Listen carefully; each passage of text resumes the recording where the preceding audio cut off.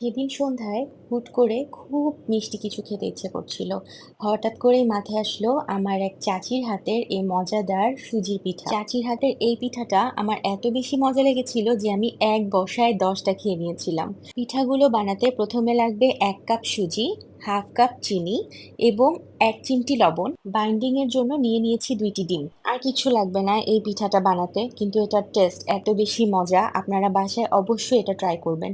তো এখানে আমি প্রথমে হ্যান্ড উইক্স নিয়েছিলাম মিক্সড করার জন্য, কিন্তু আমার কাছে পরে মনে হয়েছে যে হাত দিয়ে বেটার। তো এটা হাত দিয়ে মেশানোর পরে এরকম একটা কনসিস্টেন্সি আসবে। এরপরে পিঠাগুলো ভাজার জন্য নিয়ে নিব তেল। তেলটা গরম হয়ে আসলে তারপরে আমি হাত দিয়ে ছোট ছোট গোল গোল করে পিঠাগুলোকে ছেড়ে দিব।